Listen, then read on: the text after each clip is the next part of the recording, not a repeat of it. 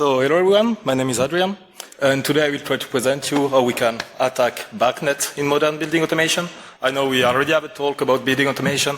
I will more stay on the network side and not directly on the device. And at the end I will also present you Bacteria. That's a framework I built during my work here that allow you to attack these kind of systems. So first, a little word about me. I'm currently a master's student at cybersecurity at EPFL and ETH, and for 10 months now I'm working at Cyber Defense Campus. It's a part of Pharma Swiss, and I'm mainly working on OT security, building automation, and RFID for access control. Alright, quick roadmap. I will just first present what building automation is, just enough so everybody can be on the same page.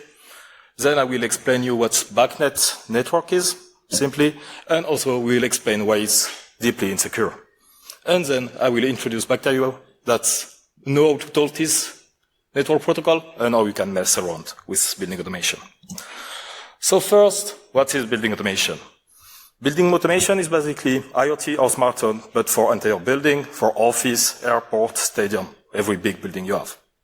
Instead of just wiring your light switch to the light, nowadays a lot of these systems just talk over network, and there is some computation and logic behind it. Some simple example, maybe in your building, when there is too much sun, the blinds can close automatically, or the AC or the AC system will turn on or off depending on temperature, or also more like critical feature, like closing the door during the weekend or in the evening, or also blocking the lift in case of fire alarm. Alright, in a nutshell, what does it look like? Like the main part of building automation, our controller, it's the brain of the building, it's where every computation and decision is made, and this will be connected to all your device over mainly some proprietary protocol, like for example Kinetics. You can have another controller connected to the light, for example, over another protocol, custom protocol, and all the controller will be connected together about a protocol that is called BACnet. And this will also be connected to some management level device. So we have kind of a layered network. Right, that's only for a room. Now for a building, you have multiple of this room, all interconnected, mostly over IP, so over like some router and switch. And you can also have this kind of device not only in the room, but for example on the roof, like for solar panel, air conditioning, in the basement, your heating system, and also more like devices that are kind of front-end, like the cameras, the access control, and once again, you have the management unit. And you know, nowadays everybody want to have some remote connectivity, so it's more and more common. You have like a remote management system that hopefully is behind the firewall, you know. Alright. So all that are connected over BACnet. So it's interesting to see what BACnet is. BACnet is basically a quite old protocol. It was developed in the 90s, and it was first designed to standardize communication between different manufacturers. So when you build a building, you can buy different devices, and they know how to talk the same protocol, simply. In a nutshell, it allows to read and write objects between devices, for example, to turn off a light or something, and to subscribe and notify for change of value. So your heating system can like subscribe to your temperature sensor in the room to turn on or turn off. That's a very nice, modern, pretty complex protocol. But what's on the side of security? Yeah, now, from a security perspective, it's basically like every modern security feature, no authentication, so you can send any packet, any command on this network. No integrity check, you can modify the packet. No encryption, you can read everything. And also, we see that kind of problem is run over UDP, so it's easy to spoof the source IP. Alright, so what's the consequence? If an attacker gets to your BACnet network by any point, he can just play around with it, like do some funny thing, turning off the light, changing the temperature, the AC, blocking lift. Can also do more dangerous things, like turning off the fire alarm or turning on and put everybody outside your building, turning off some pump, so you will be flooded, and also security feature, like opening some secure doors, disabling the camera, etc. Right, not very good, you know. But what about accessibility? That's an old protocol. Like normally this kind of network, like we already say today, should never be connected to the outside, no? It's air-gapped, etc. Yeah, no, not at all. Like with Canon Jordan, more than 100,000 devices connected directly to the internet for this BACnet, because it uses a very specific port. And for Switzerland, it's 300.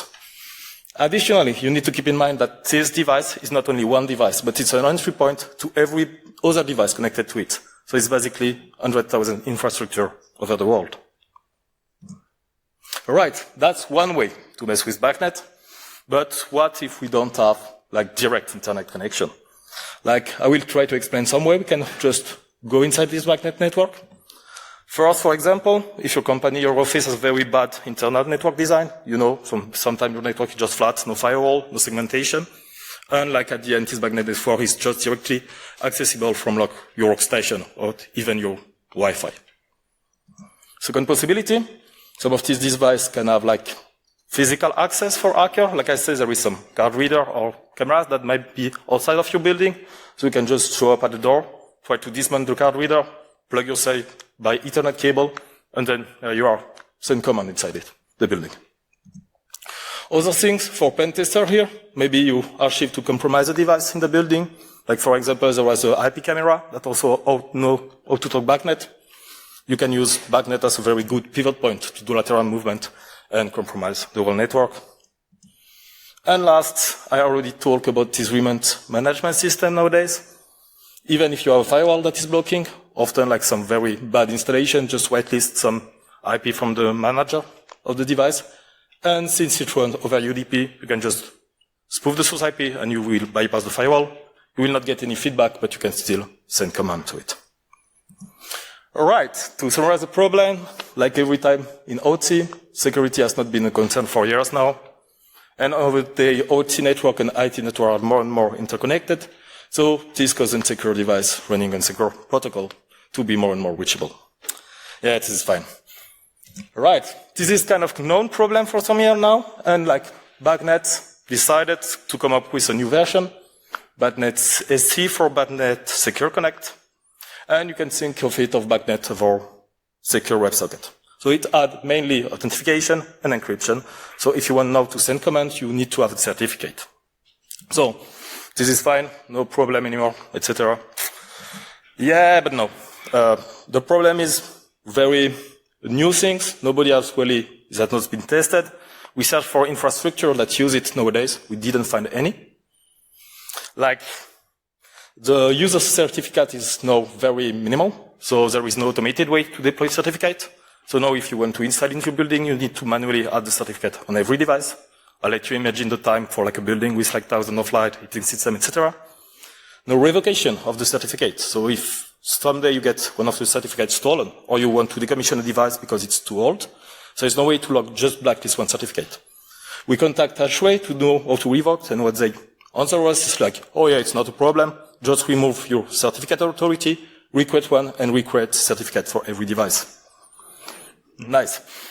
And also, like, not every device can do it because it's crypto, unlike this protocol often cannot do crypto.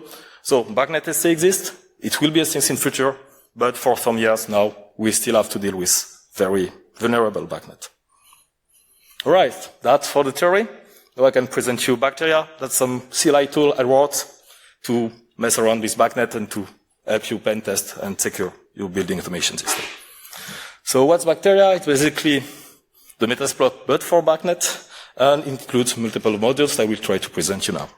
First, it's a recon modules. With it, you can show up in any network or give it some IP sources, IP scan, and it will scan every IP in a network to try to find BACnet services. When it finds a BACnet device or services, it will try to list object on it, show every properties, and show every other network setup and device connected to systems. So you can really know what the network is about. After that, you can use the action module. It allows you to do whatever BACnet normally allow you to do.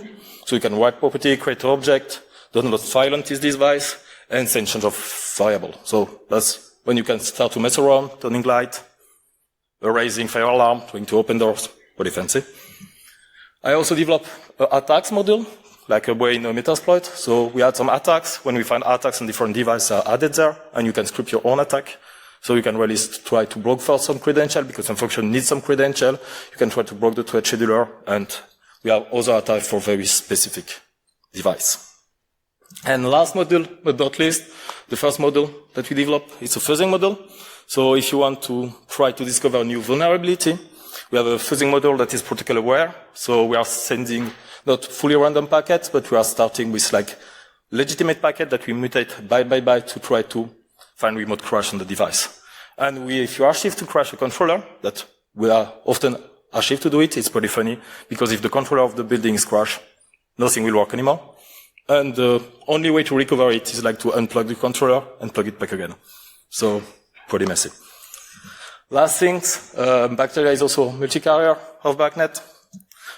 It's talk the normal BACnet over IP, where you can leverage it to scan any foreign device and use it as a proxy to broadcast some requests to some hidden subnet that's behind this device. And it also talk BACnet SC, just in case BACnet SC becomes a thing. So we have like automated tests to test for certificate policy, to try to find weakness in the certificate.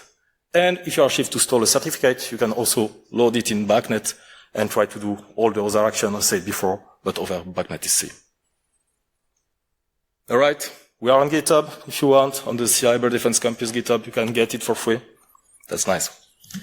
All right, so that's all for me. Some takeaway. If you are working on IT or building automation, it's, once again, OT was not a concern. Security in OT was not a concern for decades, sorry. Security solutions start to appear in past year, but their adoption and installation will take years for now. So building automation we still have to deal with in secure BACnet for some time. And if you are working in the field, what is very important for you is to keep really your network isolated. And if at some point you need to have something online, it's very important to audit the device, because any front-end vulnerable device is an entry point to your whole network.